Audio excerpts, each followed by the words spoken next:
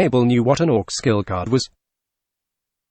He knew what it was, but the card had a power that was so strange that he had to take a closer look at it.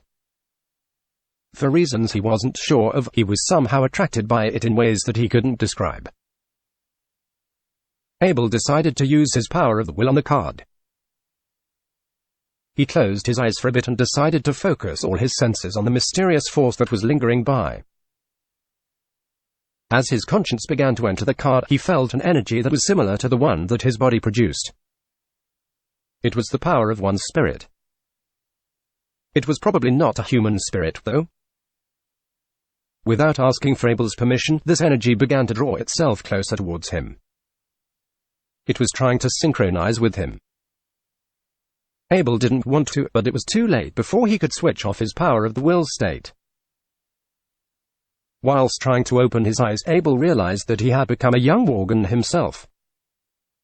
It kind of felt like a movie for him, except it was much more realistic than a movie. He had no control over his body, but everything he saw was very much in detail. The Worgen Abel walked to the front of a mounted wolf. It placed its hand on top of the beast's head, then uttered some very strange words from his mouth. It was not a language that Abel had learned about before, but bizarrely enough, he could understand every word of it. As devoted followers of the beastly gods, the Worgens would often include words of praise in their vocabulary. They would also use weird consonants to match the words that they were saying, which allowed them to communicate the thoughts with the man-wolves, kind of like what Abel was seeing here. The Worgen could understand what the man-wolf was thinking, and so could the man-wolf to the Worgen. The Worgen would have sent a command to the man-wolf without having said anything, and the man-wolf would follow it after receiving it telepathically. After riding on the man-wolf for a while, the Worgen used its combat chi and gave it a full-body massage. Things were looking very tranquil here, but the scene got cut off for some reason. Without being able to watch what happened next, Abel's mind was returned to his body. There was a star at the bottom of the skill card. As Abel switched off his power of the will state, it started fading away and eventually disappeared. The card, too, was destroyed after that. Abel was afraid of it exploding like his heavy sword, so he threw it away into the air before he got injured by it. Luckily, the card didn't explode. Instead, it just kind of fizzled out and ceased to exist. The skill card did a lot for Abel. Because of it, he learned how to speak the language of the orcs, as well as being able to use the mount enhancement technique on any rideable animal. Technically speaking, however, the card itself did not have the function to teach Abel another language. He only learned the orc's tongue because he was reading it with his power of the will state on, which synchronized his psyche to the young Worgen that he saw. Despite regional differences, the orcs spoke a common language, which was also the one that was used to make the skill card's content. Through the acts of worshipping beastly gods, they would transfer whatever skills they possess into the cards, with the mount enhancement technique being one of them. By now, Abel's pretty much had a full understanding of what the skill card was. It was something that was used by the Orc Empire. Unlike the orcs who used the blood to activate it, Abel used his power of the will. While there were upsides with using this method, it was also risky in its own ways. If the priest who made this card were in a higher rank, there was no telling of what would happen to Abel's mind. Having learned the language of the orcs, Abel picked up the parchment map and started reading it. It was a map marked with times and locations of where the invasion troop would be rallied. Abel was very excited to recognize it, because by doing so, he could very easily stop the invaders from entering into the realms of humanity. Honestly, though, such important intel should have never been brought by a regular orc. The humans got lucky this time. If Simon didn't leave his team to wait for the Mount Wolf to give its birth, he would have never had to draw a copy of the map while in hiding. It was getting late now. After realizing so, Abel finally remembered that his horses were still in the Worgen's camp. He then walked back slowly to where he came from. While the two horses were still there, there was also a Mount Wolf that was sitting next to them. As the Worgen had killed off any wild beasts nearby, the horses remained calm as they chewed on the grass that was below them. The man-wolf stood up at the sight of Abel. Realizing how long its master had gone, it raised its head in a worrisome manner. What a shame! An adult man-wolf could only recognize one master for the entirety of its own life. With the Worgen being killed, there was no longer a cause for it to be alive. Abel slowly walked towards the man-wolf. He revealed his ice magic sword from his back and slowly approached the beast. The man-wolf wasn't looking to fight back, though. If anything, there was a very strong sadness that was displayed in its eyes. Master didn't come back, but it was an enemy that had come to end its life. The man-wolf began to wail, almost as if it was trying to beg for mercy. Abel felt kind of confused to see this. While the night was near, he could still see a small shadow struggling its way out of its dying mother. Whilst going against what Abel has learned before, the man-wolf was giving off birth right here, out in a battlefield that was extremely close to the enemy's territory. The Orc Empire was supposed to be very strict in controlling their livestock. They were not supposed to let any pregnant man-wolf be in any sort of danger, let alone letting it inside the human world. What Abel was witnessing now was an outlier, a phenomenon that was by all means not supposed to be. Since the Orc Empire was the one that controlled the man-wolf population, most humans would have never seen one in their whole life. That being said, humans knew very little about how they behaved. It wasn't like they were completely clueless, though. For starters, it was rumored that man-wolves recognize the first living thing they see as their masters. They were also known to be extremely loyal and would go to extreme lengths to protect the ones they thought to be important. Because of their intelligence and extraordinary speed, man-wolves were regarded as one of the most valuable animals to be owned in this world. For people in this world, a good animal to ride on was the same as a racing car. The fanaticism behind was pretty much the same, even more so when the opportunity to see one was so rare. As Abel stood where he was, the man-wolf began to focus back on giving off birth. Despite being in a lot of agony, it didn't make any sound as it was afraid of being a hindrance to its stillborn offspring. Eventually, the little thing came out and rested beside its mother. The man-wolf, as it had fulfilled in its role, was too tired to even keep its eyes opened. It laid right where it was at and tried to have some rest. However, such things were a luxury in the presence of a foe. The man-wolf raised its head to look at Abel. It then looked down its head and began licking the furs of its own child. Through this very fact, there was a very strong love and a sense of satisfaction that was being conveyed. Suddenly, the man-wolf stood up from the ground and ran towards an old tree, which was about 50 centimeters in its width. Abel thought that it was trying to attack him and quickly readied himself for defense. However, there was no longer a reason for conflict. The man-wolf had crashed its skull against the tree. Without bothering Abel, it had ended its own life in the quickest way possible.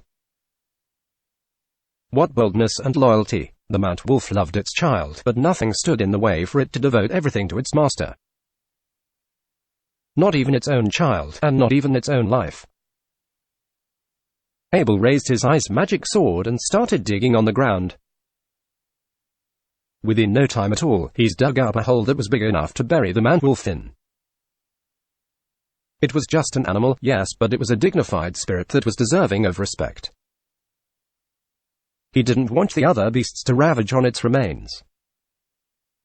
After the burial was done, the baby pup began to cry, as if mourning for the being that gave it its own life. Upon hearing this, Abel picked it up from the ground and wrapped his arms around it. It was a very light puppy, covered in black furs that were drenched from being licked. It was soft, so soft that Abel had to try very hard not to hurt it. It was an innocent life which, for reasons Abel wasn't sure of, made him felt like he was its own father. As though having found its mother, the man-wolf pup kept on rubbing its head against Abel while it was in his arms. For Abel, it felt kind of itchy for him, in a good way sort of. He started patting the pup on its head, which had responded by rubbing its head against Abel even more. Abel carried the pup towards his horses. Now that he's found himself a new partner, he was even less keen on spending the night in the forest. There was nothing he could feed it here. For that reason, he had to go back to Harry Castle now. Just when Abel was about to approach his horses, they started panicking at the scent of the baby Mount Wolf. Understandably enough, wolves were a natural predator for beasts such as them. While this particular wolf was just a puppy, their instincts were telling them very much otherwise. After patting the horses on the backs, Abel was able to calm them down enough to proceed his way back home. He held the reins in one of his hands and used another to hold onto the baby Mount Wolf. He wasn't riding the horses, though. It wasn't safe to ride horses in the middle of a forest. Besides, the sky was starting to turn dark, so the only way he could go home was on foot. As he held onto the baby Mount Wolf, it started raising its head to lick his face. Its crystal eyes were looking straight at him, as though it had already decided to follow him for the rest of its life. And it did, indeed. Mount Wolves were loyal beasts. While such a tendency was uncommon for other animals, they decide their masters from the moment they were born. With one of his hands holding onto the Mount Wolf, Abel placed another on top of its head. His rank wasn't high enough for him to transfuse his combat chi into it, but he did remember the spells for mount enhancement. By uttering the same enchantments as the orcs would praise the beastly gods, he could forge a spiritual pact with it. It's good that no one else was around. If they heard Abel speaking the language of the orcs, he would have been sent to a temple to be executed. Well, that's if they understood it in the first place. Actually, who cares? Abel was in a forest. No one was going to see him breaking any taboos. On a side note, most of the abilities that the orcs possessed had something to do with their faith. They had great admiration and respect for the gods that they worshipped, and would often include words of praise in the spells that they used. As Abel enchanted the magical words, a green light began to flash on the hand that was placed on top of the Mount World's head. It started flashing bigger, and eventually surrounded everything that was around them. While the light was too bright for Abel to see, he could hear a weak cry that was calling out to him. It was a cry of happiness, of a love that was so pure that even the strongest forces couldn't break it apart. Abel felt it. He felt it from the bottom of his heart and was moved to allow it into his soul. Eventually, the green light became so thin that it vanished in the air, but the bond that was built only grew stronger by the minutes. Just by being around the Mount Wolf, Abel could know what it was feeling. Come to think of it, Abel hadn't named the Mount Wolf yet. Since it was covered in black furs, the first thing he thought of was Black Wind. When the pup reached its adulthood, he wanted it to run as fast as the wind. Your name is now Black Wind. Is that okay with you, Black Wind? Abel wanted to explain his thoughts behind this name, but the pup was too young to understand something so complex as symbolism. Anyways, Black Wind, it shall be. You're not against it, you. I don't sense that you have anything against it. Alright, I'll call you Black Wind from now on, then. Having named the Mount Wolf, Abel walked back to the battleground and saw the dead Worgen lying on the ground. If he was just going to leave it right there, no one was going to believe that he had killed Worgen by himself. Not wanting to let his achievements go to waste, Abel carried the dead Worgen and put it on top of his horse. He then continued his way back to Harry Castle. It was getting kind of dark in the forest. After stopping for a bit, Abel made a torch from a branch he picked up from the ground. Luckily for him, apart from a few snakes that he encountered, there weren't a lot of large beasts on his path back. Things were kind of going well for him. After walking for a few more hours, Abel came out of the forest and went back to Harry Castle. Oddly enough, the front gate was looking different from what it used to be. There were torches hung on the wall and a lot more guards who were patrolling around. "Who's that?" one of the guards called out as Abel approached the front gate. In just a few seconds, more guards came and had their arrows pointed towards him. "It's Abel." Abel raised his torch so that it was closer to his face. "Open the door so I can go in." "The young master's back. Master Abel." As the guards began cheering for Abel, they lifted the castle gate and allowed him to enter. Abel's surprise, he saw a lot of tents when he had just come in. Every time he was about to pass by one of them, people would come out and say hello to him. "Good night to you, sir." "Sir Abel, Master Abel." From what Abel could see, these were all farmers who lived in the Harry Knight's domain. They came inside Harry Castle because of the Orcs' invasion. The Knight of Marshall must have sent him in during the daytime. Speaking of the Knight of Marshall, he didn't have any sleep at all. He was getting so worried that Abel hadn't come back, so he just stayed in his office whilst having his armor on. He did hear that Abel was out to test his new weapons, but because of how late it was, he's already sent a few men to search in the forest. For the Knight of Marshall, it was a difficult thing for him to not know where Abel was. Besides helping out his good friend, the Knight of Bennett, he took Abel in because he wanted an heir to take on his family name. In that sense, Abel didn't need to do anything to be helpful to him. However, what this child did over the past few months was simply far beyond all expectations. Because of Abel's achievements during the invasion outside Harvest City, the Knight of Marshall was rewarded with his weapon store. Because of Abel's ability to make magic weapons, Harry Castle was now one of the most fortified castles around Harvest City. Because of Abel's status as a master blacksmith, the Knight of Marshall was a celebrity figure whenever he went. Abel was a phenomenon kid, and he was bound to be so much more than that. Whilst thinking about everything that Abel had done for him, the Knight of Marshall became even more worried about his disappearance. If the butler Lindsay didn't come in on time, he would have gone to the forest himself to look for Abel. "Master, Sir Abel is back," the butler Lindsay said with a rushed tone. It was rare for him to be this intrusive, but understandably so. "He came back," the Knight of Marshall exclaimed and ran to the Harry Castle's front gate. As happy as he was to see that Abel was alive, he found it strange that there was a corpse on one of the horses. The Knight of Marshall widened his eyes. "Why did you bring a dead worgen back?" Just after he said that, the Knight of Marshall began to notice something even stranger. Abel was holding a man-wolf pup in his arms. It wasn't supposed to be here, but somehow it was right here and it was looking straight at him. The Knight of Marshall said with a shaky voice, Is that a mount wolf you're holding, Abel?" Wait a second. Oh my, it is a mount wolf. Where did you found it, Abel? Has it found a master yet? As a knight who survived the war against the Orcs, the Knight of Marshall was very much in awareness of how precious a mount wolf was. That being said, it was a miracle for Abel to bring back one that was just yet born, and an even greater myth for it to be collected with a dead worgen. The worgen must have been at least rank 6 for it to appear next to a pup, but who could have had killed it? There was no way that Abel could have killed anything that was at rank 6, but who or what else could have done it?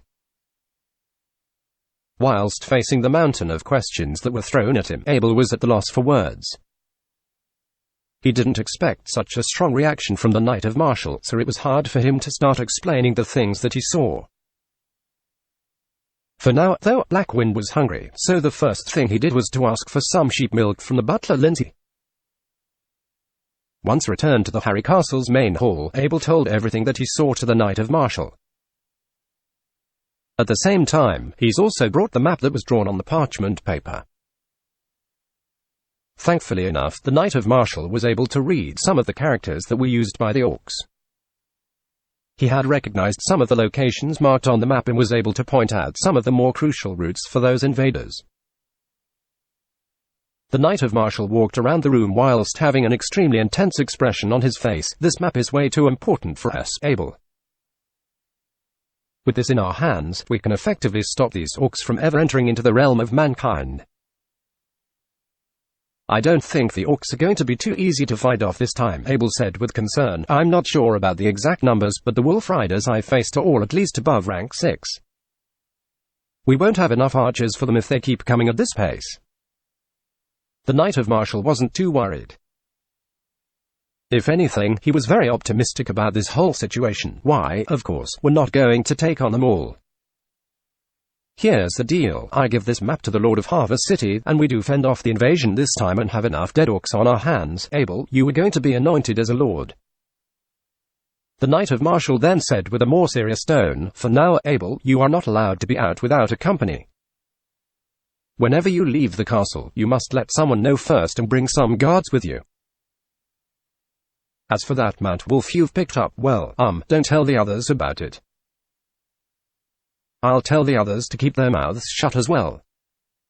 Once they've reached a certain rank, Mount Wolves tend to stay loyal to their owners. The Knight of Marshall side, same with that one.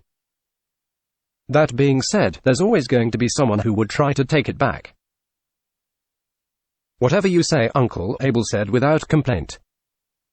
For all intents and purposes, the Knight of Marshall knew a lot more than he did about how the nobles were like. Besides, Black Wind was still a puppy. Once it had reached full size, Abel would have grown so strong already that no one could take anything away from him. To be honest, however, this kind of thought process just showed how little the Knight of Marshall and Abel knew about the Blacksmith Guild. If Master Bentham was here, he would have warned these scoundrels about the severe consequences of crossing a human with the title of a Master Blacksmith. Do you still have those large beast traps with you? The Knight of Marshall asked. While he was well aware of how terrifying the Wolf Riders were, he was very interested in finding ways to slow them down. I don't have them with me now, Abel replied without expecting to be asked about his traps. I've set up all 10 of them in the forest behind the castle. I did mark them, though. If you want to, I can retrieve them by tomorrow. Can you have the other blacksmiths make it for you? The Knight of Marshall asked urgently. Abel shook his head. Probably not, I think. There's a special technique that I've used to make one of the parts. Having become a master blacksmith himself, Abel knew how far technology had progressed in this world. That being said, not many people could make a metal spring the same way as he did. To produce the special metal that was needed to make a spring, one would have to use a large amount of carbon to reduce the steel's durability, meanwhile ensuring that its elasticity was maintained. Forget the humans, only masters dwarves could handle work as delicate as this. Can you make a lot of these traps for me, Abel? I know they're meant for hunting, but they could also be great defense tools if we laid them around the castle. Yes, Abel affirmed, all I need to do is to make the more complex parts. You can have the other blacksmiths make the simpler parts. Sure, make as many of those crucial parts. Do it whenever you have free time. I want those traps in place as early as possible, the Knight of Marshall said impatiently. Go tell the patrol squad where you've set up the trap, and they will get them for you. And don't go out for the next few days. I've already moved the blacksmith shop into the castle. Things are going very dangerous outside the castle. At night, after returning to his bedroom, Abel got some warm sheep milk from Lindsay and fed it to Black Wind. In order to not spill it, he's also asked for a sheet of gerbil skin. A gerbil was kind of like a rat. Because of how thin and soft its skin was, it was often used to make all sorts of small textile objects. With that in mind, Abel asked the maid to make a pacifier for him. While the resulting product was not very aesthetically appealing, he did get himself a very useful feeding bottle in the end. With the pacifier next to its mouth, Black Wind started suckling for some sheep milk. Its premature teeth bit hard onto the bottle, and its tiny face looked very satisfied when it was doing so. Abel never had a pet when he was living on Earth. He didn't know the feeling of having a pet, and he's never understood the people who would treat pets like they were their own children. For a while, though, he's really thought of Black Wind as his own baby. Meanwhile, the Knight of Marshall had sent the parchment map to Lord Dickens. To fully earn Lord Dickens's trust, he even had his men sending a whole dead body of a worgen. To be honest, if it wasn't because of how urgent things were, he would have paid the visit himself in person. The next morning, after waking up from his bed, Abel came to the de facto blacksmith shop that was set up in the castle's storage. With the help of Master Bentham and the other men, he gathered up all the blacksmiths and began instructing them on the parts that were to be made. By now Abel had become quite familiar with creating his beast trap. For the large, thick springs that were essential to this piece, he would spend a whole day making 15 replicas of them. He did this for 3 days. The other blacksmiths were quite fast, too. Under Abel's instructions, they, too, managed to make all the other parts after 3 days. Having assembled all the parts together, Master Bentham started filing the edges of all the teeth on the traps. This was so that the blades would dig deeper when the prey had fallen for it. Thanks to how experienced the patrol squad was, the other 10 traps were also retrieved back from the forest. There were now 25 beast traps ready for defending Harry Castle. To test the effectiveness of his new trap, Abel threw a branch on top of the pressure pad, which, in a blink of an eye, was penetrated by its razor-sharp teeth. If the branch was the leg of a mount, then the Worgen riding on top of it would have immediately lost the ability to move. All in all, it was a result that the Knight of Marshall was very satisfied with. And that should have just about ended the invasion right there. To begin with, orcs would have never attacked a castle with just a few squads on the side. The walls were too high for the steads to have any use, and a forced push would only result in unnecessary casualties. They were not technologically advanced enough to develop any sort of siege engine. With all that out of the way, the only asset that they had were their wolves, but even a rank 7 wolf rider couldn't jump over a castle gate. As powerless as the orcs were against a fort, the Knight of Marshall had everyone consented to the center of the Harry Castle. He reinforced some of the castle's weak spot with the large beast traps, especially in the forest somewhere 30 meters behind the fort. If the orcs were looking for an invasion, he would need to stop them from having any access to a large amount of timber. If the traps were activated, the scouts would know the direction of the attack right away. After finishing the traps requested from him, Abel was finally spared with some free time of his own. Instead of taking a break, though, he decided to reminisce about his last encounter with the Worgen. Looking back, that fight with the Worgen had really made he understood his difference to someone with an official occupation. Yes, a rank 5 novice knight was only a rank away from an official occupation holder, but a rank 5 novice knight could not multiply his powers with combat chi. Despite its injury, that Worgen had completely outpaced Abel in every conceivable way. Honestly, he was being completely dominated at the time. If it wasn't for his luck, he wasn't even sure if he would stand where he was right now.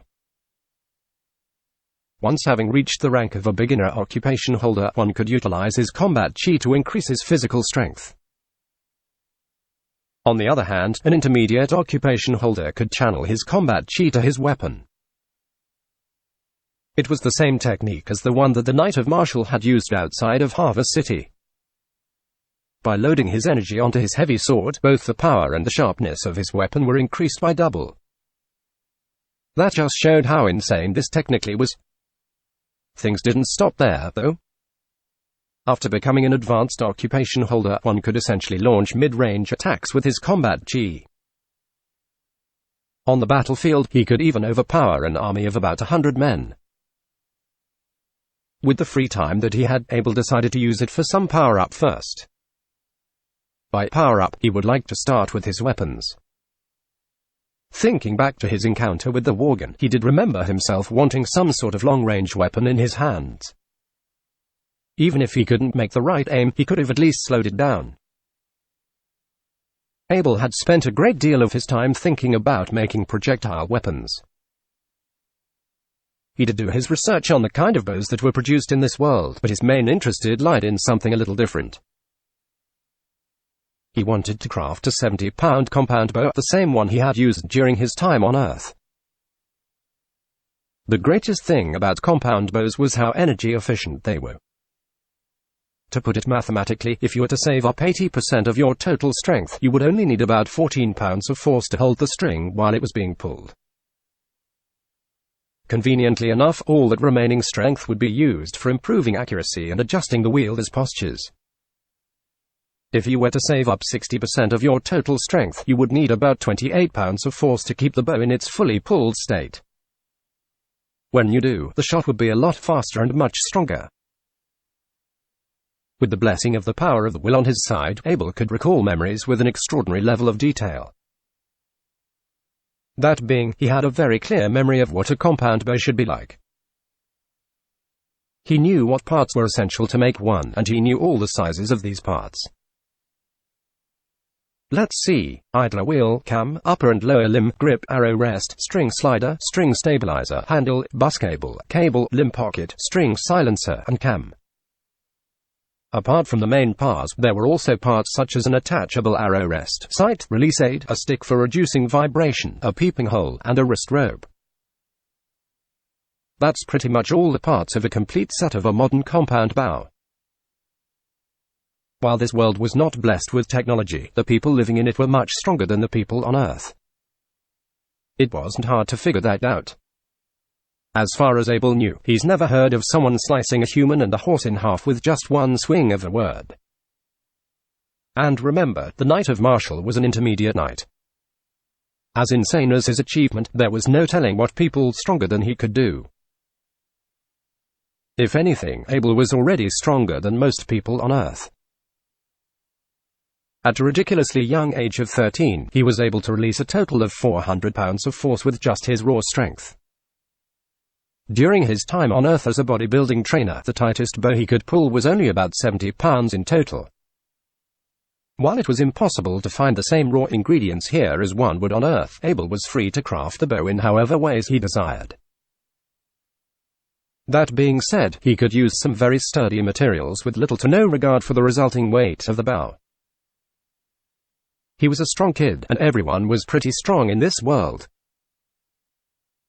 Having made a list of the things he needed to make, Abel started drawing sketches on multiple pieces of paper.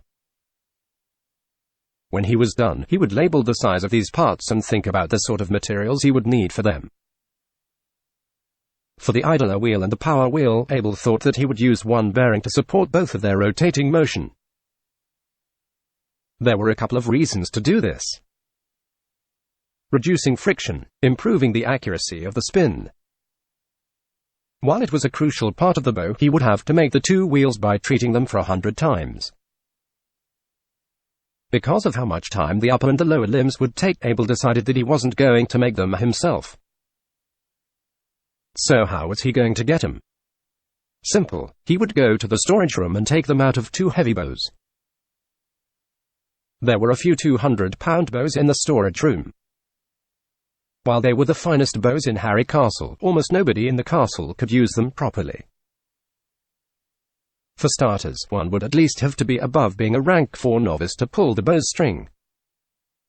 And even if one could manage to do that, he would have to use the same amount of force to aim at his target.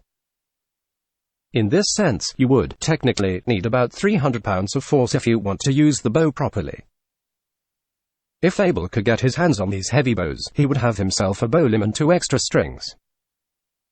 He was going to make a massive limb for his new bow, which would use up to 2 whole limbs of a heavy bow for its upper and lower limb. For the stabilizers, Abel would use the same timber as the ones he could take apart for these heavy bows. For the handle and the arrow rest, he would make from bases of 100 skills. Abel commenced his work after he did all of his blueprints. Having taken 2 heavy bows out of the storage room, he found himself a bowmaker to help him make the compound bow. While he was not very confident in his bow limb, he decided to have a professional checking it for him. The bowmaker, being a professional in his area, had a sad, "what a waste this is" look on his face when he took apart the 2 heavy bows.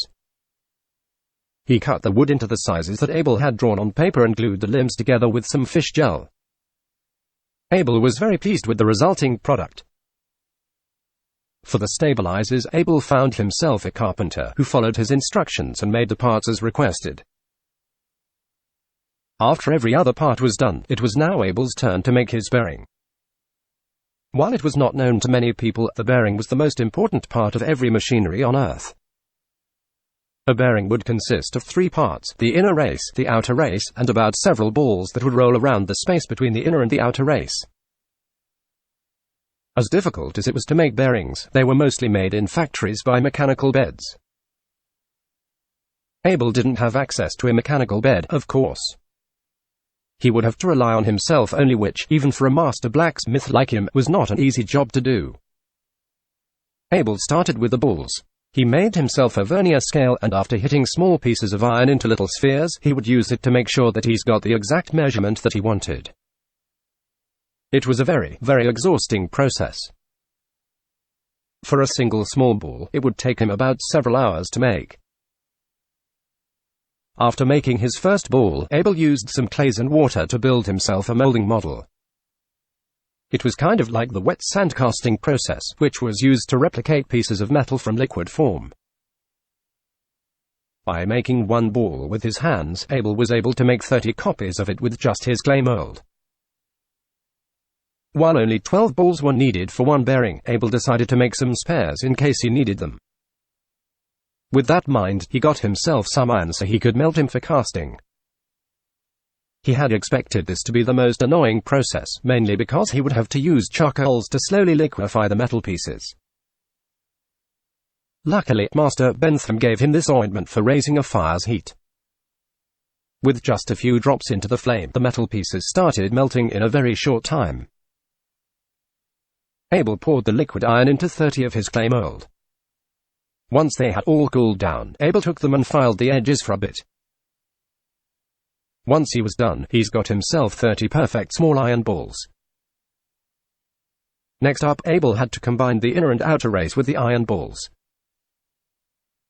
Whilst looking back to the many physics lectures and documentaries he had watched in the past, he got out some pieces of ice and stuffed them into the inner race. He took the outer race and put it inside the stove. That's right, he was using the thermal expansion and thermal contraction to combine the three parts in order. After he was done making his bearing, Abel made his idler wheel and power wheel and attached them all. Soon, he's got himself the first compound bow of the history of this world. Realizing how late it was, Abel hid away the compound bow and went back home. The next morning, after playing with Black Wind for a while, Abel went for some testing in the shooting. He got himself 50 arrows with the intention of shooting them all in one practice. Abel took out his first arrow, placed it on the arrow rest and pulled on his release aid. Unlike what he had imagined, the tightness of the string was unlike anything he saw before. With the combined power of two heavy bows, the compound bow would take more than 400 pounds of force to be pulled. As hard as it was for Abel to pull on the string, it was a lot easier for him to hold it after he did. That's the beautiful thing about a compound bow. Once having pulled it apart, you wouldn't even 100 pound of force to keep the arrow in release mode. Abel aimed towards his target, which was about 50 meters away from where he was standing. With a light press of the trigger on his release aid, the arrow was fired away at a pace that was not visible. It shot right through the center of the target and continued to fly for 30 meters more into the back wall before it finally stopped. Damn, this shooting range was already the longest one in the entire Harry Castle. Abel did confirm that there was no problem in the bow's release and aim, but he didn't have a chance to test its maximum range of fire. Still, just look at that clean hole in front of him. For all his experience with archery, Abel has never heard of an arrow that could still fly straight after 50 meters. Anyways, one thing was for sure, though. No matter how bizarre his compound bow was, it was the most technologically advanced in this world. Upon hearing the urgent noises of the bell, Abel readied himself whilst picking up his compound bow and quiver. Then, he ran his way to the castle's front gate. When he was just about to pass through the town square, everyone seemed panicked to see him. None knew what was going on. Having climbed a ladder on the side of the retaining wall, the first thing that Abel saw was the sight of the Knight of Marshall in his full set of armor. He was standing right on the edge of the castle with about 20 of his own guards standing beside him. All of them were holding a long spear in their hands.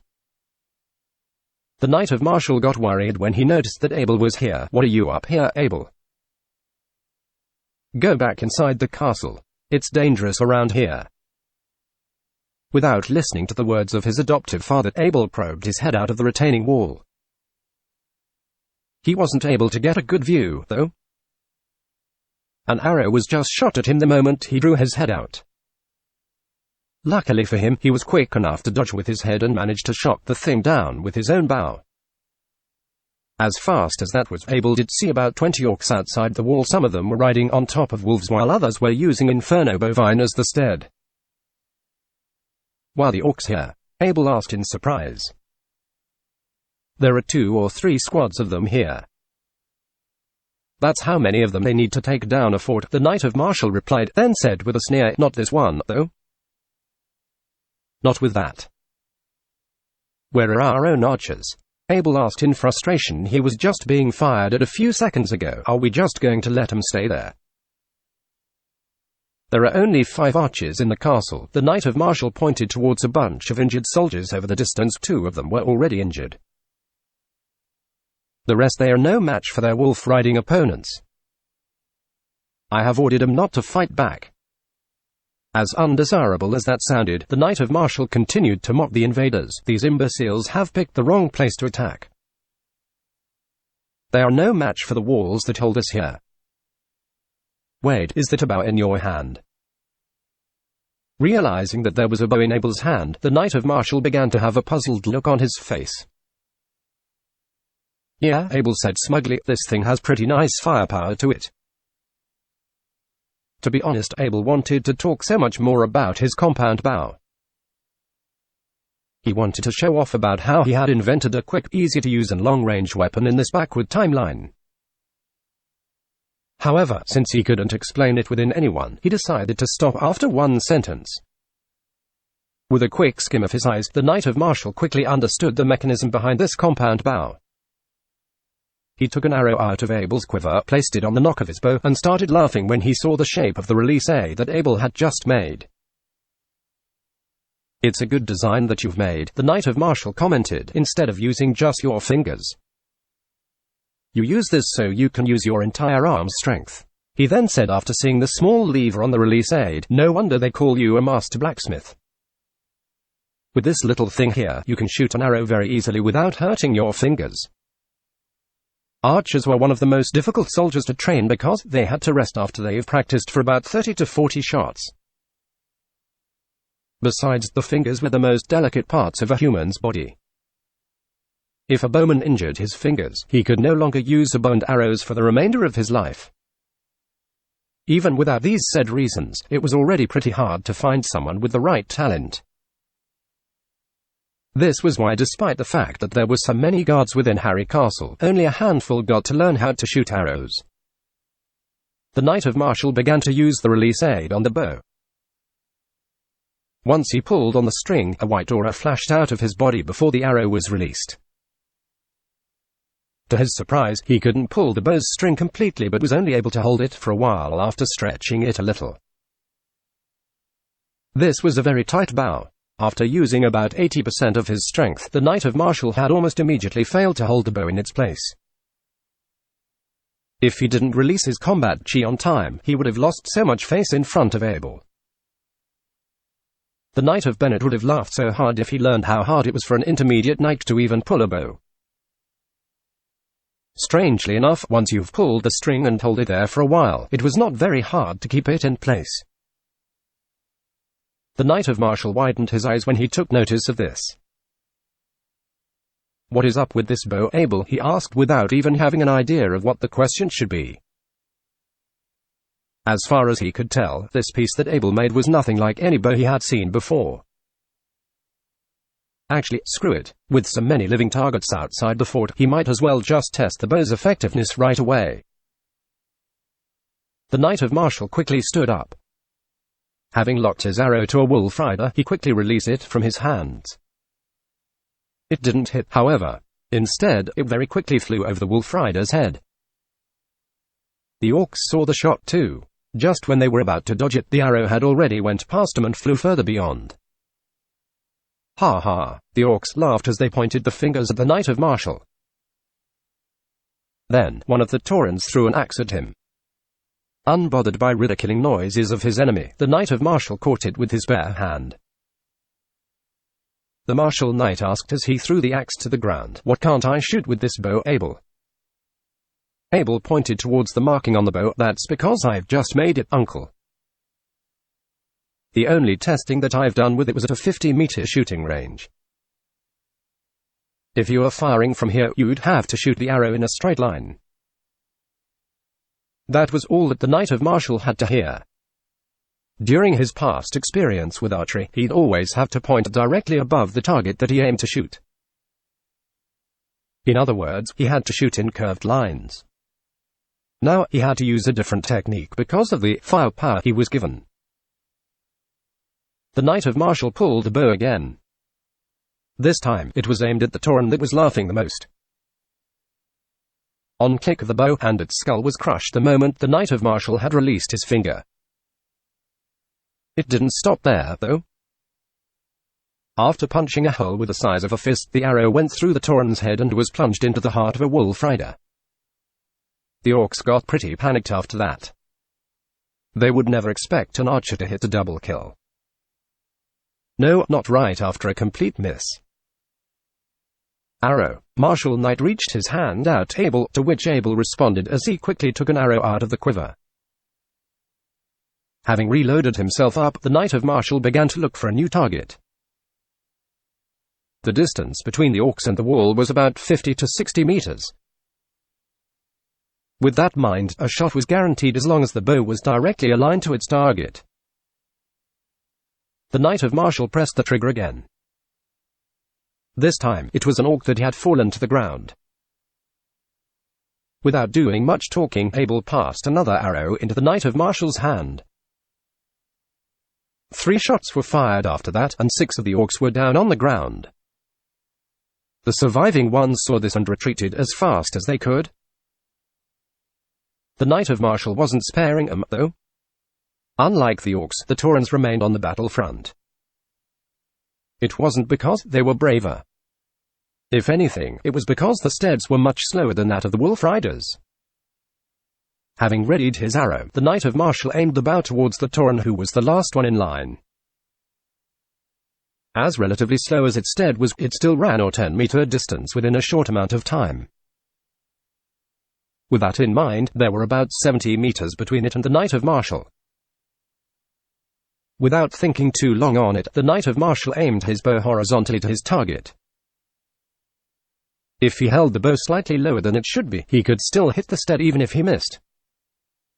Without something to ride, there was no way a tauren could have ran out of his range. It was headshot from 70 meters away. It was clean shot towards the tauren, and the poor thing fell to the ground on the spot. Another one from 80 meters away. It was another tauren. It got down, too, after the trigger was pulled. 90 meters away, another one down.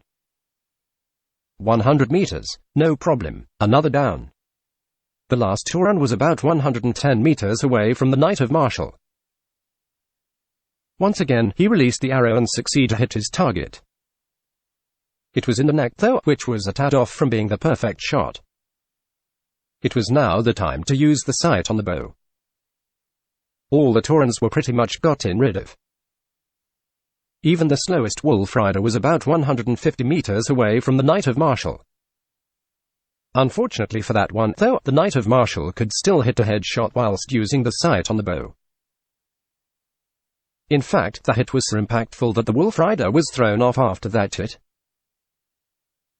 Realizing how frightening the archer that was the Knight of Martial was, the wolf riders quickly covered their heads with their bare hands. The wolves they were riding on the hand covered their master with their whole body.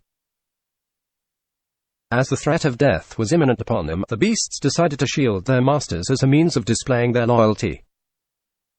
The Knight of Martial decided to stop after that.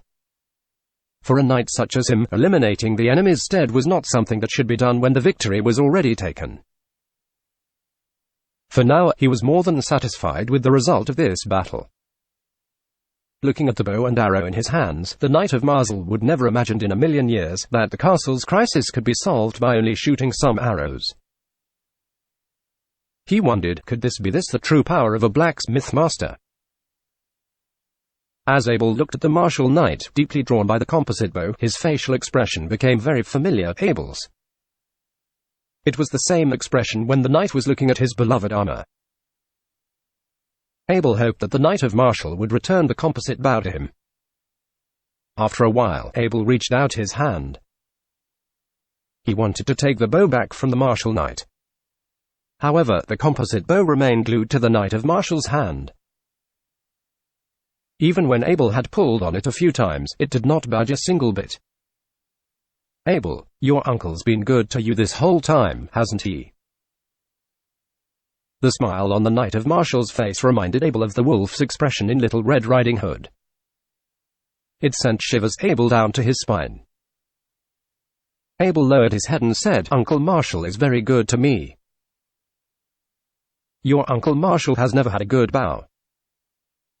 You know, as an intermediate knight, I was always embarrassed to take my ugly bows out on the streets." "Until now," the Knight of Martial said pitifully. Abel rolled his eyes. Every time the Knight of Martial went outside, he would wear the most expensive clothes, carry a magical sword, and put on the shiniest armor. Even the horses were stronger than the average war horses. Therefore, why would he carry ordinary bows and arrows around? In the Abel understanding of the Knight of Martial, equipment were the most important things to him. Unless it was necessary for combat, he would not carry any ordinary equipment with him. The Knight of Martial knew that this bow might be very difficult to make. However, how could he return something he had already revived? That was not his style. Today's military service had been overachieved. 12 orcs were killed outside the castle, but these were not just ordinary orcs. If they were just ordinary orcs, the Knight of Martial would not have hidden inside his own castle and not dared to fight. These orcs were at least level 6, and every single one of them knew how to fight with combat G. The Knight of Martial was only an intermediate knight. He could defeat these orcs if they were having a 1-to-1 battle. However, the orcs were often more powerful than the human of the same level. This was because of the stronger build and years of battle experience. It made them machines for war. The Knight of Martial did not remember when was the last time he had felt this thrilled. He stood on the defense wall, shooting an arrow for each orc. This bow was like a messenger of death, killing anything that got in the way. Seeing the 40-year-old martial knight trying to act cute in front of him, Abel felt defeated. He hopelessly glanced in sorrow at the composite bow in the hands of the Knight of Martial. He felt this 400-pound super composite bow drifting further and further away from him. At last, Abel waved his hand and said, "Uncle Martial, since you like it so much, you can take it." Martial Knight let out a huge laugh. He pulled on the bow and made an archery stand. He then proudly looked at Abel and said, "Only the most powerful knight can use a godly bow like this. Uncle Martial, if you pull on the bow too hard without an arrow, it can badly damage the bow. And I don't have any spare parts to repair it for you." Abel ignored the martial knight's pretending to be cool, and ruthlessly pointed out the main weakness of the bow. The Knight of Martial stopped laughing. He carefully retracted his force and slowly began to restore the bowstring into its original position. However, there were also some obvious differences between this bow and any ordinary bows. When a person pulls on the bow, it requires the full force. However, once the bowstring retracts, the more force it requires. A white light of combat chi appeared from the Knight of Martial's body as he was restoring the bow. Finally, the bowstring flattened. The Knight of Martial wiped the cold sweat off his forehead and anxiously observed the bow. He had only just received this godly bow, so pretending to be cool was definitely not worth the risk of damaging it. Abel sighed. He depressingly left the guarding wall. He would now need to go back to the blacksmith guild to make a second composite bow. He need to make 2 new ones in total, one for himself, and one for his father, the Knight of Bennett. Abel understood very well that, since he gave the composite bow to the Knight of Martial, it would not take long until he show it off in front of the Knight of Bennett. Therefore, if he didn't also make one from the Knight of Bennet, he would have felt very sorry. Although his father, the Knight of Bennet, would not say anything to him, Abel knew deep down his father would feel very sad. Open the gate of the castle. Drag the dead bodies back, and also don't forget the mounts, the Knight of Marshall shouted at the cavalries waiting inside the castle gates. After the gate of the castle was opened, 10 of the cavalry rushed out. There were 2 grieving mount wolves remaining in the battlefield. When they saw the human appearing, they immediately rushed forward and prepared for their last fight. However, the 2 mount wolves only got the chance to take a few steps before arrows pierced the skull from the guarding wall. The cavalries looked at their leader, the Knight of Marshall in shiny armor, with adoration. Their leader signified the safety of the estate and their families. Other than the 2 mount wolves that were shot, there were also 4 inferno bovine outside the castle. All the other surviving mounts had ran along with the orcs. However, the inferno bovines were often not very smart and not that loyal either. Therefore, since inferno bovines were often worth quite a lot of money, they could be sold in the market after domestication. After the cavalries dragged the dead bodies and the 4 inferno bovine back to the castle, the Knight of Marshall had already decided the fate of these bovines. He would convert his horse carriages into bovine carriages. He would keep 2 for himself and the other 2 for Abel. This way, the Knight of Marshall could feel less guilty for taking his adopted son's weapon. However, the Knight of Marshall actually didn't felt that guilty for taking Abel's bow. He knew if Abel could make a bow of this kind, he could make a second one.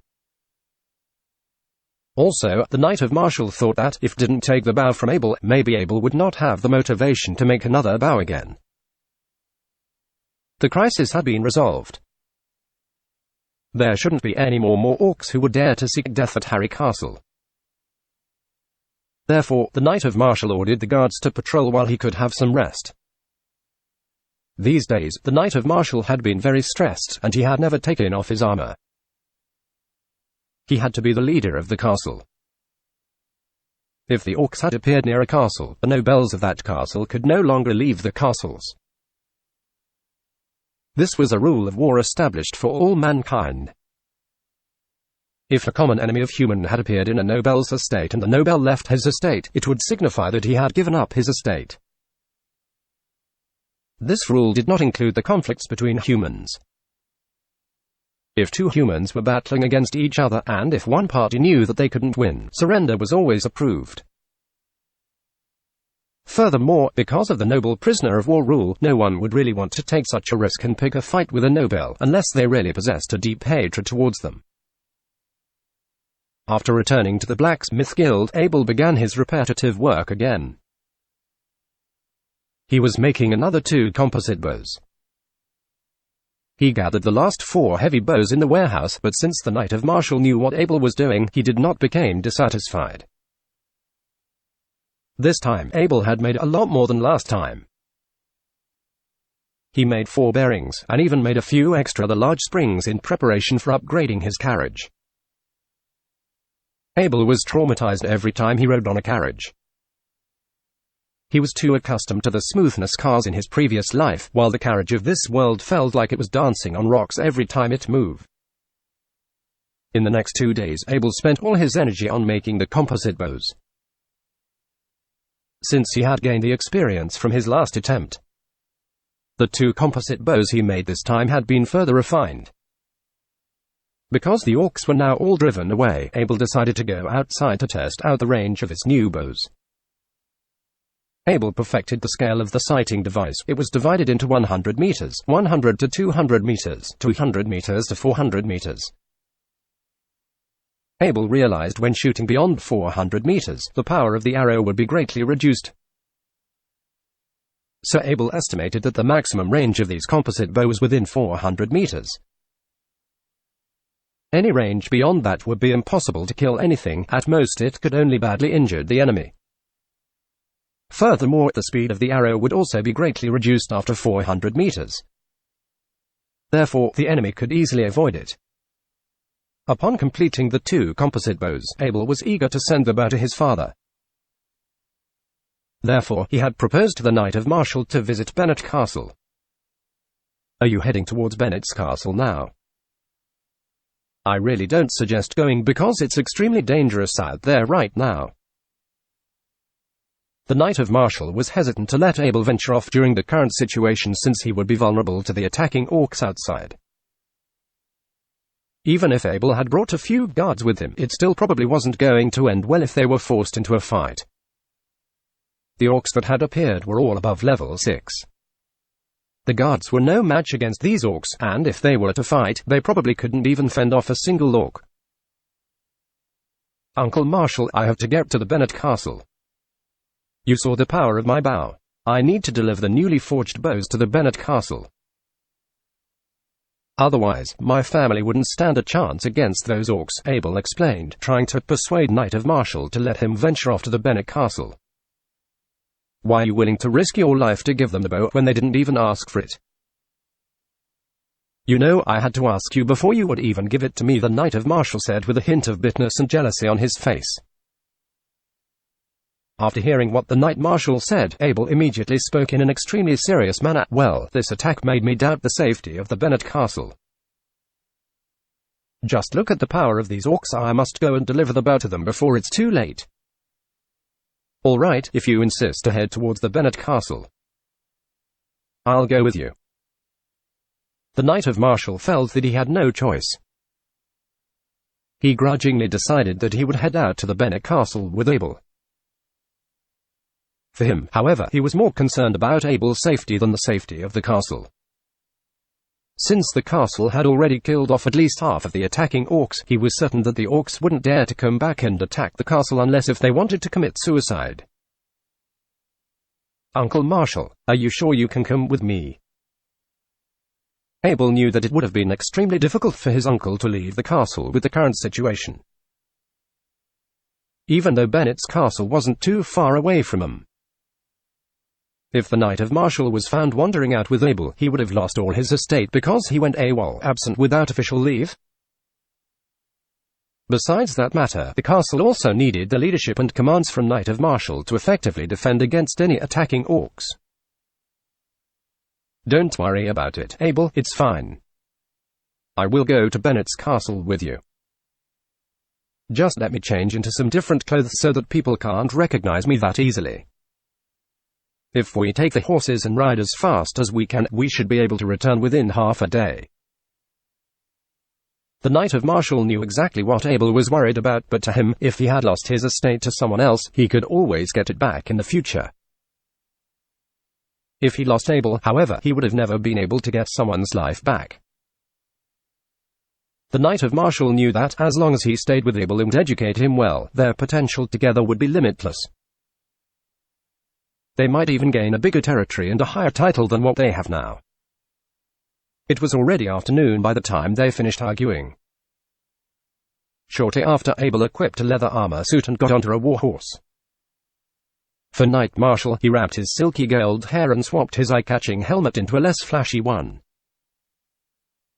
Moreover, he also wore a hat that was capable of covering his face and took an ordinary war horse so that no one would have noticed him during their trip to the Bennet Castle.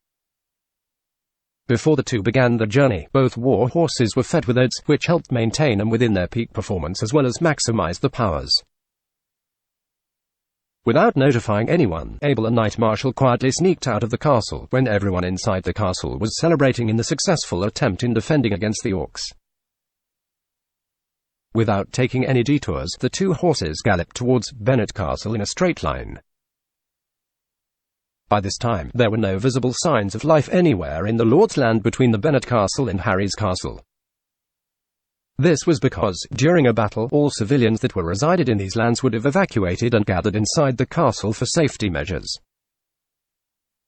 This would have explained why Abel and Knight Marshall had not stumbled across anyone during their trip to the Bennet Castle. After 2 hours of traveling, Bennet's castle was finally visible within their eyesight. Abel could not help but feel a sense of relief as he took in a deep breath. In the distance, Bennet's castle stood firmly and quietly in the setting sun. The castle's entrance was shut tightly, and the guards of the castle were vaguely visible on the outskirts of the castle walls. Everything looked to be perfectly fine, and the Bennett castle seemed to be unharmed. It didn't seem to be attacked by orcs. As Abel and Marshall approached closer and closer towards the castle, their arrival caused the emergency bell of the castle to ring rapidly. As they got closer to the entrance of the castle, they were met immediately with soldiers equipped with bows aiming down at them from the castle walls. "It's me, Abel. Open the door," Abel shouted. "Holster your weapon, guards, it's Master Abel," someone yelled loudly. "Open the door." Suddenly, there were deep voices of Knight of Bennett coming from somewhere. Shortly after, the door of the Bennett castle was slowly opened.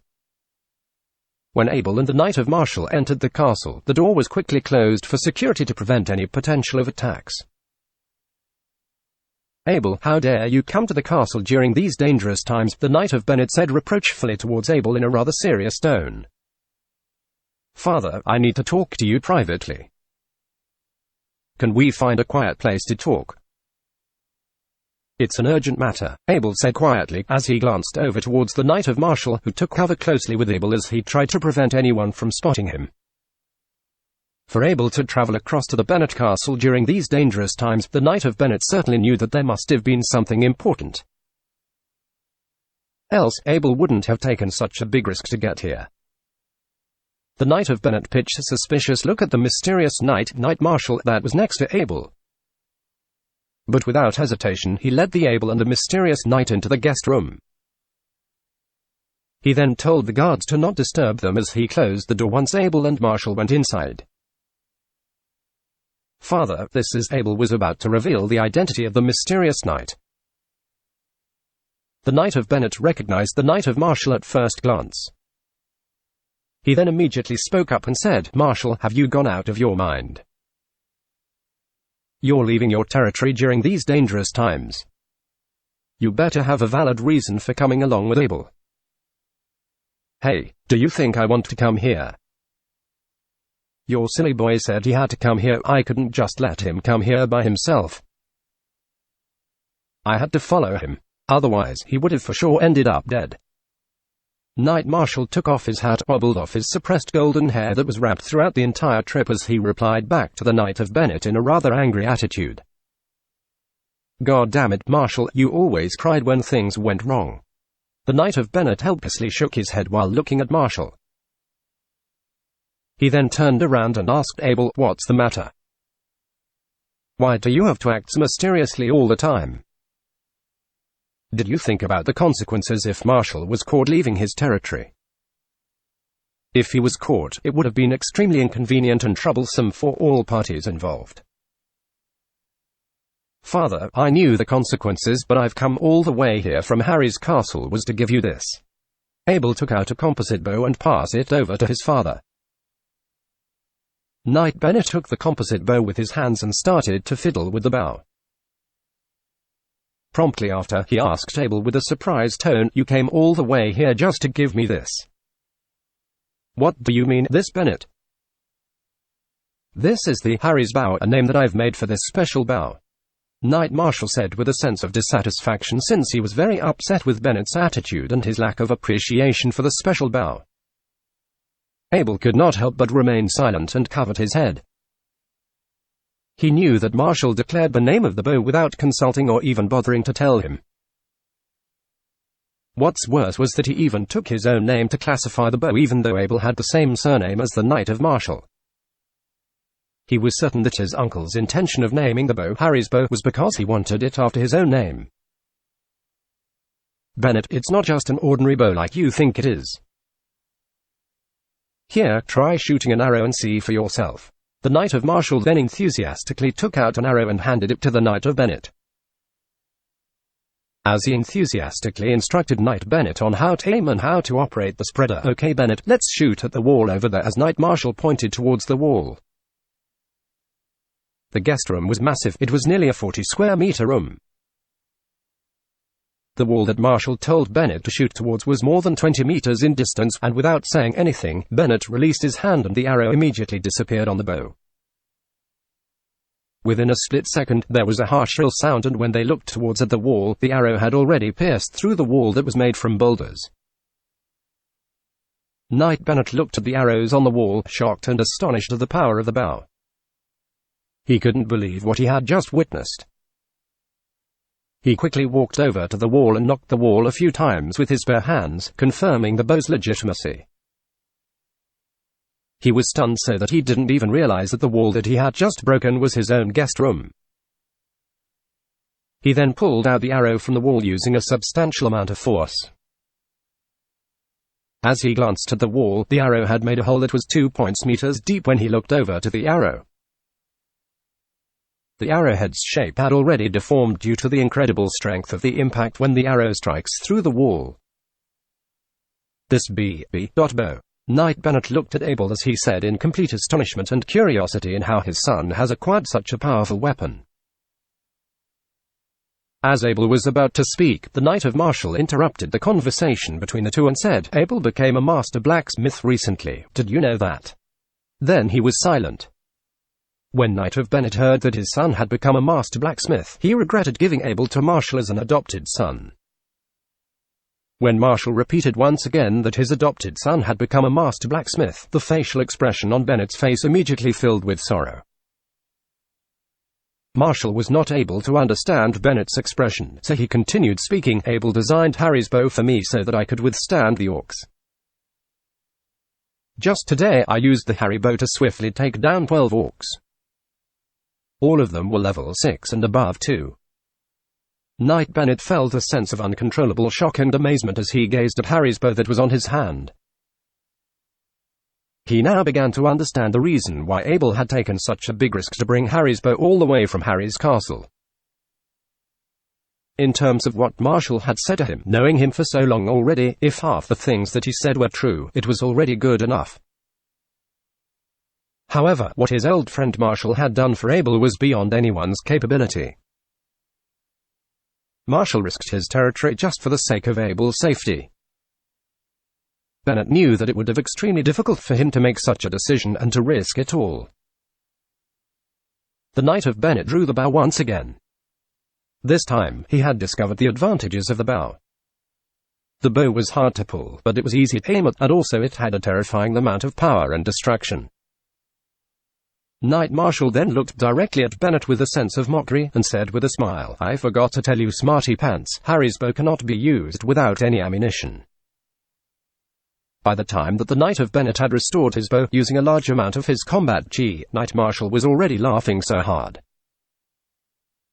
as if he had already forgotten that he had also made the same mistake before. Abel and the Knight Marshall did not stay long in Bennett's castle, and after instructing Knight Bennett on how to operate Harry's bow, the two quickly set off to go back to Harry's castle before anyone realized that they were missing. When they departed Bennett's castle, it was already dark.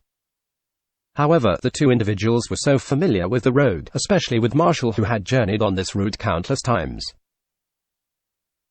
Alongside with guidance of the moonlight in the night sky, the war horses were also quite fast as they traveled back to the castle. As Abel and the Knight of Marshall were traveling back towards Harry's castle, Abel suddenly noticed a fire from a distance. Abel immediately informed the Knight of Marshall, "Look, Uncle Marshall, there is a fire there."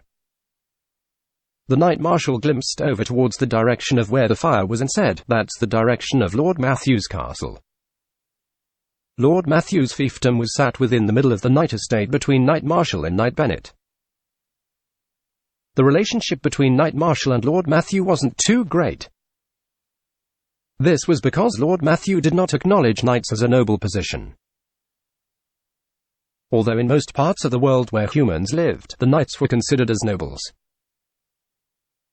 However, in some rare parts of the world, some people did not consider them as nobles.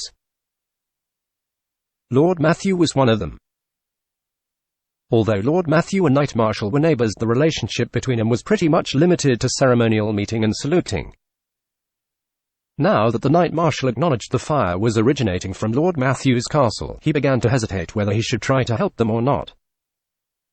There were a lot of reasons that caused Marshall to hesitate in assisting Lord Matthew's castle. Firstly, he could not expose his own identity.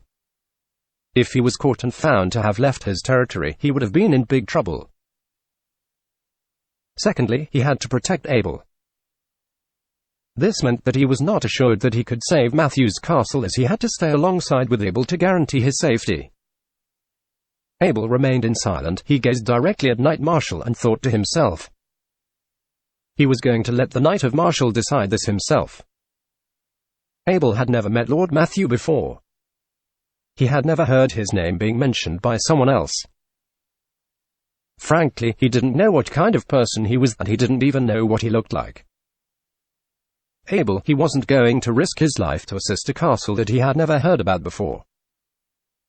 Unless he was guaranteed that he was completely safe, then he would have gone and helped him.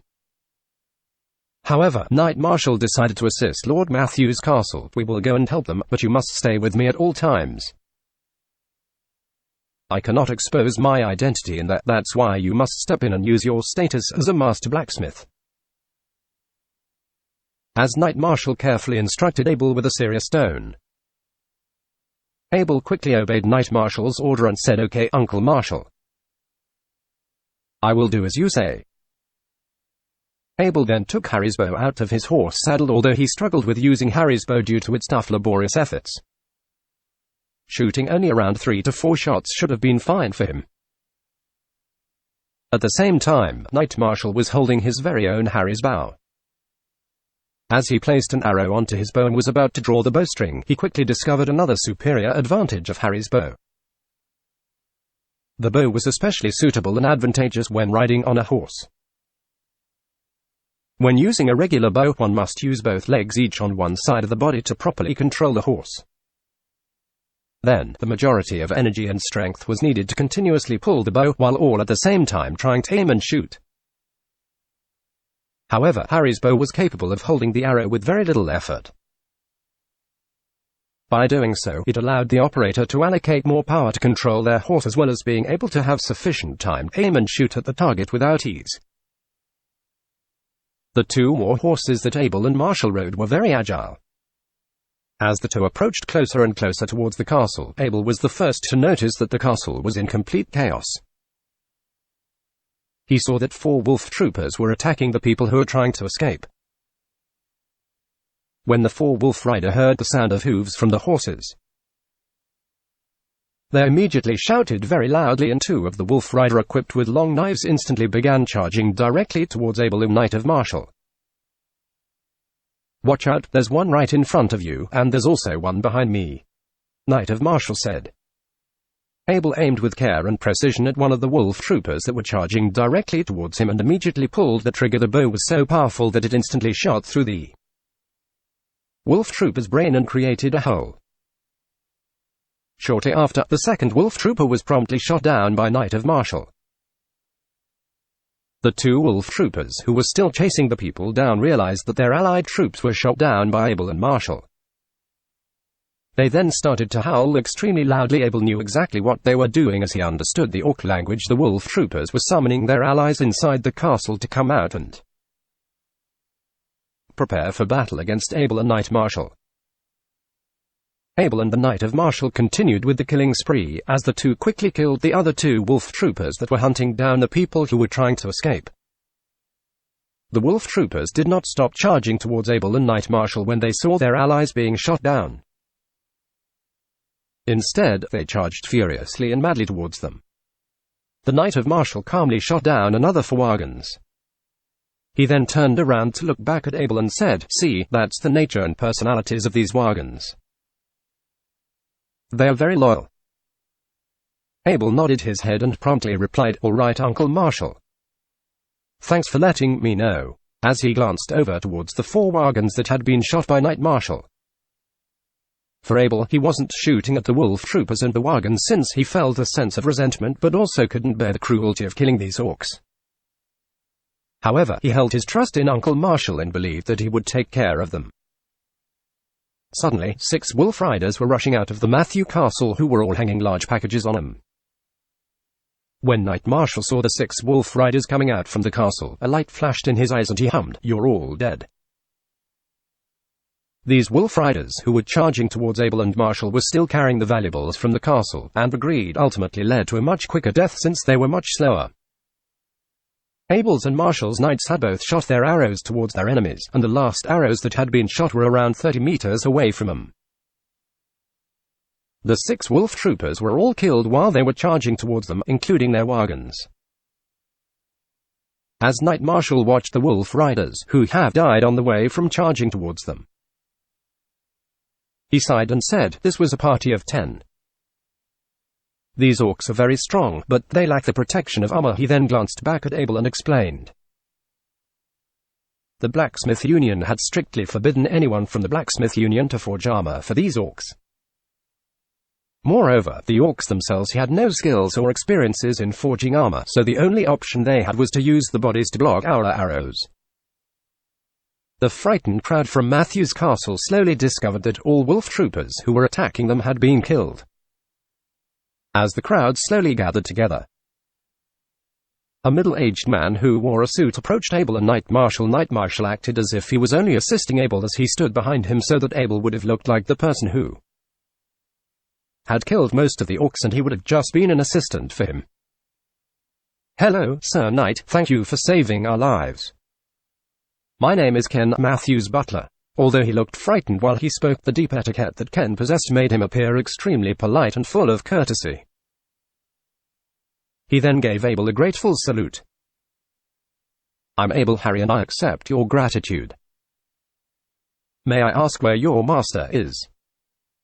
Abel was very displeased and disappointed that Lord Matthew did not appear to thank them for their effort after their rescue. He and the Knight of Marshal risked their lives to assist Lord Matthew, but Lord Matthew did not even appear. Such a response seemed rude and puzzling to them. "Master Abel, my master has..." When the butler heard Abel's question, he was already too shocked and tearful to even speak. The manner and courtesy Ken had displayed was suddenly gone, which was extremely peculiar for a noble-classed butler. Abel's name was spread so quickly throughout Harvest City that even the nobles knew that there was a young master blacksmith who lived in the area around Harvest City. When Abel heard the butler answering his question with tears, he already knew that something has happened to Lord Matthew. Abel then got off his horse and supported the butler with his hand to prevent him from falling. Currently, Abel's appearance was far beyond his age. He was 13 years old with a height that was nearly 1.7 meters tall. As Abel had just saved the nobility of Matthew's castle, he was able to temporarily act as the director to issue orders and various commands. This was one of the noble regulations. It applied when there was no noble to command a castle, and if the castle was rescued by other noble. "All right, I'll need you to arrange men for law and order to be kept within the castle. Lord Matthew's message will be sent to the Lord of Harvest City. The Lord there will decide what happens after that," Abel said directly to Ken. As usual, the butler Ken held back his tears while Abel decided to keep Matthew's castle safe and stable from the evil and theft. Abel's command also meant that there wouldn't be anyone robbing, murdering and stealing from the castle during these terrible times. Abel did not stay for too long. Within an hour or so, Matthew's castle was all quiet and peaceful again. The orcs' bodies were all piled up in the public square in the middle of the castle. The bodies of family members of the Matthew family were placed in the hall, and the other civilians that had deceased were placed in the side chambers. Everything within the storeroom was added with an additional iron lock to ensure that it was well protected and safe. Abel appointed the butler and 5 intact bodyguards to securely protect Matthew's family valuables and belongings until the owner of the property come forward and deal with the situation here. All the members within the Matthew family were killed during the orcs' attack. As the orcs rushed into the castle, they always looked for the most valuable and gorgeous room to rob and kill. The Matthew family was the owner of the castle, so it meant that they were the first noble victims of the attack. All of them were massacred. Since everything has been arranged by Abel, he had asked Ken to depart from the castle. Although Ken wanted Abel to stay until a new ruler was sent by the capital city, he didn't dare to oppose or criticize Abel's decision to leave, since Abel was a master as well as a noble too. As Abel departed Matthew's castle, Abel and Knight Marshal looked directly at each other in the eyes. The event that occurred here today made both of them very emotional. A long-continued generation of the Matthew family was all gone in one attack. If something like this happened to the Knight of Bennett or Knight of Marshall, Abel didn't even want to think about or imagine the consequences of that. For this event, he was now more acutely aware of the true cruelty of this world. The figure of Abel and Marshall Knight gradually was slowly disappearing into the night as they rode back towards the Harry Castle. Ken, the butler, watched Abel's back from a distance, and his heart was filled with gratitude for Abel and Marshall's assistance and rescue during these current circumstances and conditions. Abel thought to himself, these were the true and real knights that the world needs. Due to the recent attack of the orcs, the city owner Viscount Dickens had been feeling stressed. As a great knight, Viscount Dickens would much rather take his sword out and slash the team of orcs that had entered Harvest City. He would like it much more than sitting in the city palace, hearing news about his citizens or other castle owners being attacked by the orcs. Yesterday, Viscount Dickens had received a dead body of a worgen and a map sent from Harry Castle. After a bit of investigation, he found that the maps depicted the gathering location of the Orc Squad. The Orc Squad would gather up in a few days and get ready to leave the human world with their flying beasts. This meant that the attack was almost over. If Viscount Dickens did not take action now to seek revenge as a Viscount of the Duke, he would be badly embarrassed. It would affect his status. This morning, Viscount Dickens had already ordered a troop of 1,000 to ambush at the location marked on the map. This time, Viscount Dickens had dispatched 3 elite knights and 30 knights. This small troop of 1,000 was an elite troop. They possessed enough fighting power to withstand a small-scale battle. According to the Knight of Marshall's letter, this information was obtained by his adopted son, Master Blacksmith Abel, after killing a wolf rider with a bear trap. Viscount Dickens was very intrigued by this new Master Blacksmith of Harvest City. As far as he knew, this Master Blacksmith was awarded the title of Master through forging magic weapons. Viscount Dickens has been considering whether he should ask this new master to forge a magic weapon for him. "My lord, someone from Matthew Castle wants to come in and report a funeral," said the butler. When Viscount Dickens heard these words, he knew that another castle had been attacked. He then said to the butler, "Let him in." After a while, a lost and frightened servant entered. He cried as he came in, "My lord, Lord Matthew and every single member of his family had lost their lives in the orcs' attacks." The abolishment of a noble family was not a trivial matter. Viscount Dickens knew about the Matthew family. Although they were very small, with only inherited around 100 square miles of land, they still had around 100 years of history. "Quickly tell me what happened," said Viscount Dickens. Perhaps it was because of trauma or the lack of experience, but the servant had not explained the matter clearly. He continued to speak with a stutter. It was no use. Under normal circumstances, if Lord Matthew wanted to report something to Viscount Dickens, he would send his butler Ken, or he would even direct go to the city palace himself. As a result of this attack, the butler could no longer leave Matthew Castle. Therefore, they could only send a more well-spoken servant, one who was capable of reporting the current situation. The servant understood the intent of Viscount Dickens. At this time, he also remembered what Butler Ken had told him. It was said that upon arriving at the city palace, get to the point as soon as possible. The city lord would not have time to slowly listen to you. The servant proceeded to explain. In the evening, a group of wolf riders attacked the castle. The gates of Matthew Castle was opened, and the wolf riders entered. When they began their massacre, Master Abel was passing by, and he helped us defended them together. After Master Abel made sure the castle was organized again, Butler Ken ordered me to report to the lord of the city. Finally, after all that mumbling, the servant was able to explain the situation clearly. Master Abel again. Viscount Dickens did not expect that at all. These kinds of actions, such as rescuing a noble family in danger, were appreciated and respected by all nobles. Although Abel failed to save the life of Lord Matthew, the castle was still completely preserved. If an orc attack was successful, they would kill all the people they could find and burn the castle down. Master Abel must be rewarded for this deed, as well as for providing the Orcs gathering map. If the ambush was successful, these two deeds combined would be enough for extra rewards from the king of the duchy. These military service rewards were very difficult to be called off by anyone, because even if the king was daring enough to reject it, he would have to risk having his citizens give up on fighting for him in the future. All the nobles and the king understood this by heart. Although throughout these years the king had tried to suppress the influence of the nobles if they were qualified for an outstanding military service reward, they would always be rewarded in a way that was equitable to the service. "I will send people to Matthew Castle." "You can go back now," Viscount Dickens said calmly. After the servant left, Viscount Dickens thought of Master Abel again. He must repay Master Abel well. A young master of his age must have extraordinary achievements in the future. If Abel needed any help, Viscount Dickens would definitely do his best to help him. By doing so, it would definitely yield a good return in the future. In fact, normally a native person who had attained the title of Master Blacksmith, such as Abel, would at least be given a lord position to persuade him to serve the duchy. However, Duchy of Carmel was a bit different when it came to that regard.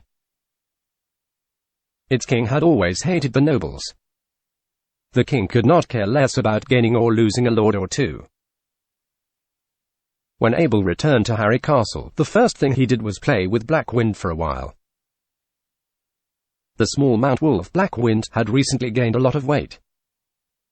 It has been eating very well, and every day it would enthusiastically run around in Abel's room. Abel did not want to bring it out to the public square due to the recent attack of the Orcs. Since the public square was full of people, many of whom would despise being near a mounted wolf. Due to the recent events, Abel never had the chance to have dinner with the Knight of Marshall until tonight, since the Orcs had now been driven away. The Knight of Marshall could finally relax and sit down to have dinner. After the two had finished their meal, the Knight of Marshall called Abel to his study room. The maid poured and delivered 2 cups of coffee into the room. She added some spices to the Knight of Marshall's coffee. However, when she was about to also add Abel's cup, she was stopped by Abel. "Abel, sometimes you have to tell yourself, it's your decision," said the Marshall Knight as he began to smell the aroma of the coffee and took a sip. He closed his eyes blissfully, enjoying the taste of coffee mixed with the spices in his mouth. Abel couldn't bear the sight of the Knight of Marshall enjoying his spiced coffee. Just how were spices so trendy amongst the nobles? Luckily for Abel, the chefs in Harry Castle didn't add too much of it to his plates. If the taste got too extreme, he might even consider cooking his own meals from now on. Actually, no, just to teach him a lesson, he might even start his own restaurant business. "Whatever you say, Uncle Marshall." "Abel, you are a master blacksmith now. Your forging ability has greatly exceeded my expectations. As you know, I am one of the oldest sons of the Harry family in Bakong City. Even I left my family since I got rewarded with a knight's estate. I was still allowed to learn about my family's inherent secret techniques of knights. You are my successor. I can bring you back to Bakong City to learn those techniques. But, of course, there are some techniques you can learn directly from me," said the Knight of Marshall seriously. Abel had already learned some secret techniques of knights inherited by the Bennet family. However, since he was not an official knight, he could not apply most of those secret techniques. Moreover, if Abel was not already a level 5 novice knight, the Knight of Marshall would not have told him any of this. The only secret technique that Abel had learned to apply from the Bennet family was the knight's breathing technique, which allowed the chi to be generated faster from to core and form a meridian. The other 3 pearls of wisdom he learned but he couldn't apply included the knight's acceleration technique, which was using combat chi to lift the speed of one's body; the knight's outbreak technique, which was enhanced one's outbreak power by 3 times but the core would be weaker the following 1 hour; the solid defense, which could only be applied with a shield. It uses combat chi to connect the shield with the ground, creating an ultra-strong defense in one direction. Uncle Marshall, what secret techniques can you teach me now? Abel was not afraid of overloading himself with secret techniques. Since he possessed the power of will, he could learn almost anything much faster than anyone. So far, I've only known 2 secret techniques. One was the Knight charging technique, and the other was the Knight's mount acceleration technique. The Knight of Marshall explained, these 2 secrets can only be used on a mount. And that's why I am so different from the Knight of Bennett. The Knight of Bennett believes that the most important characteristics of a knight are balance and diversity. That's why he spent his time mastering all kinds of common knight weapons such as big swords, shields, bows, long spears, and axes. On the other hand, I am an expert in horsemanship, big swords, and long spears. I believe that horsemanship is the only essential characteristic of a knight. For the weapons that I use, all I need is a big sword for close-distance battles, medium-distance battle I'll use long spears, and for long distances, I'll use a bow. With the mastery of these 3 weapons, I managed to attain enough outstanding military service to receive my own knight's estate. The Knight of Marshall did not deny that the Knight of Bennett's military service was not outstanding. This was because back then, the requirement for gaining the title of a lord was too high. As beginner knights, both the Knight of Marshall and the Knight of Bennett were way too insufficient to obtain such title. Uncle Marshall, I will try to learn these secret techniques. I have black wind, so these 2 secret techniques should be very easy to master. Of course, Abel understood the importance of horsemanship. Since he already owned an elite-level mount, all he needed now was the adequate skill set to match it. The Knight of Marshall did not avoid Abel's curiosity. He pressed the back of a knight biography novel on his bookcase. The knight biography novel fell inward, followed by a noise of mechanical gears triggering. The bookcase split into 2, revealing a secret room. Come on, you have to know about this place. These are all the collections of Harry Castle, the Knight of Marshall said with a touch of pride. I've collected everything here through decades of hard work. Usually, I wouldn't even let anyone know this secret room, let alone showing it off. To a person who loved to show off, hiding things away was very difficult for the Knight of Marshall. But finally, today there was someone he would share it with. This secret room was huge. Countless weapons were hanging on the walls, which included those from both the orcs and humans. There even seemed to be a traditional elf's bow.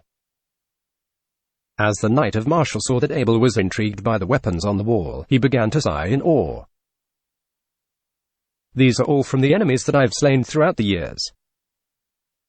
After defeating an enemy, it didn't matter if you decided to kill them or not. Keeping their weapons was a common practice among nobles, especially knights. They were trophies. Besides, every knight would most likely adore the collection as well. In the middle of the secret room, there was a huge long table. On the table, there were a few thick books with bold titles, including geography, agriculture, and some non-combat related secret techniques. For example, Abel was drawn by a book about how to use cleansing water. Abel had heard of cleansing water before. It was a potion often used by women to maintain the skin. But for a grown man in his 40s to use it, Abel frowned just by thinking about it. After the Knight of Marshall saw Abel's distaste towards the clearing water secret technique, he thought that he had to make an explanation. This is not just an ordinary formula for clearing water. It is the noble elf's cleansing water formula. Can't you see how good the elf's skin is? I've spent good money on this book back in the days. Abel wanted to challenge the Knight of Marshall by saying that the elves' good skin was because of their genetic, not because of a beauty formula. Abel was very disappointed by this collection of the Knight of Marshall. Finally, Abel saw the 2 Harry's Heritage secret techniques of Knight's Guide placed at the very corner of the table. From the placement of these books, the cleansing water formula seemed much more important to the Knight of Marshall than his Heritage's secret techniques. Upon picking up the 2 secret technique guide, Abel was getting ready to leave the secret room. Suddenly, a square sign attracted Abel's gaze. The sign was engraved with some patterns that seemed very familiar with Abel. He was 110% sure this was a rune but did not know exactly which order was this rune. Abel walked towards the square sign and picked it up. He looked towards the Knight of Marshall and asked, "Uncle Marshall, where did you get this from?" "This was sent to me by a wizard friend. He said if I crush this sign when I am in danger, it can help me shake off the enemy," the Knight of Marshall said after recalling for a while. "Wow, you have a wizard friend." Abel widened his eyes. Abel had always only heard about wizards, but no one ever described them to him in detail. "Yeah, when I was still in Bakong City, I rescued a wizard in a mission. At that time, his magical power was exhausted, and there were a few wolves nearby. When the Knight of Marshall thought of a wizard in such an embarrassing situation, he gave a small chuckle. He then proceeded to say the wizard and I later had become friends. He was still a novice wizard at the time, and since he knew I would be going to the battlefield, he paid a big cost in exchange for this rune sign to save my life when the time comes." "What is the difference between a wizard and a knight?" Abel asked. "The difference: the wizards can only use magic, so their power doesn't have many practical uses. But the best thing about being a wizard was longevity." Marshall Knight's eyes flashed a hint of envy and then went on to say the lifespan of a lesser official wizard can reach up to 300 years. And each time they level up, it will further increase the life expectancy. But knights like us, even if we became an elite knight, we can only increase our lifespan for 50 years. 300 years old. Abel's eyes were burning with intense yearning. He immediately asked, "How can I become a wizard?" "It is not easy to become a wizard. First of all, there must be a middleman. The wizards are disconnected from the people of this world. They are not your down-to-earth average citizens.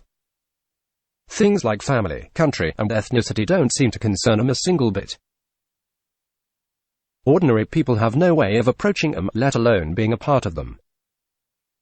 To become a wizard, you have to possess the right aptitude. It's the most important thing.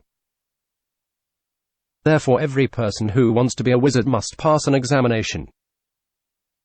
The Knight of Marshall saw the yearning in Abel's eyes. He couldn't help but smile when I first discovered that the lifespan of an official wizard was 300 years. I also asked my wizard friend to help me become a wizard. But I didn't pass the examination.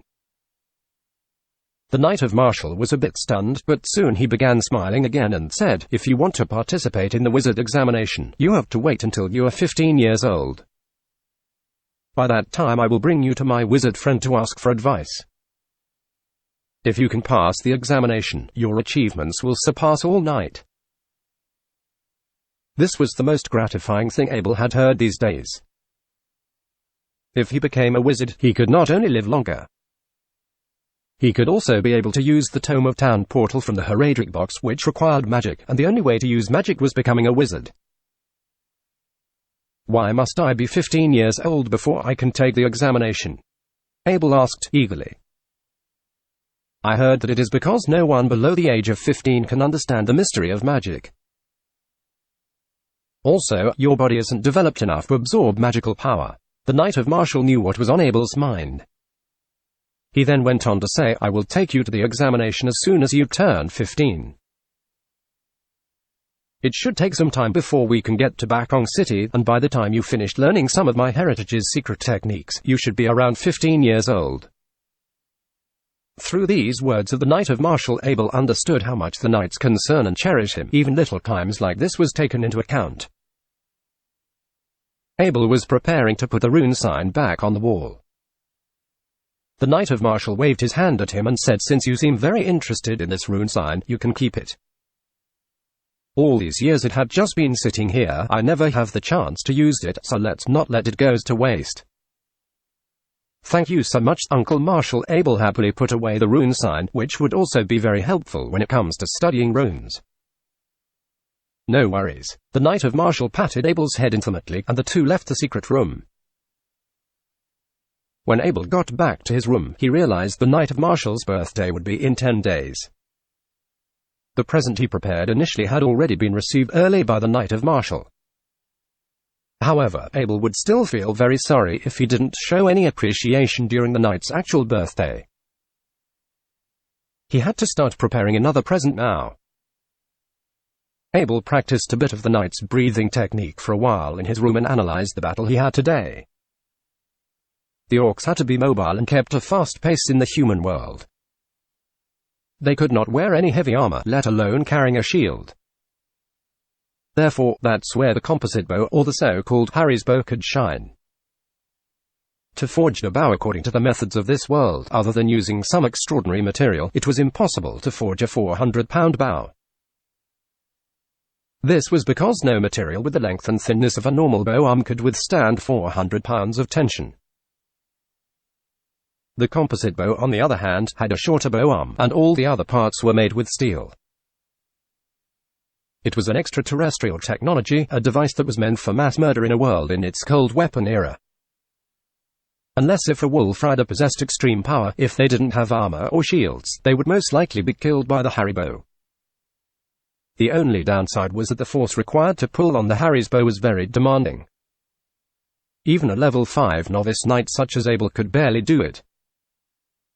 That aside, the most important thing was that Abel had finally gotten the information he wanted about wizards, and he would soon be able to participate in the wizard's examination. Although he still needed to wait another 2 years. He decided to dedicate these 2 years to double down his effort on becoming a knight. It didn't matter if he was going to become a wizard or a blacksmith in the end. Whatever his future might be like, a strong body would always be appreciated.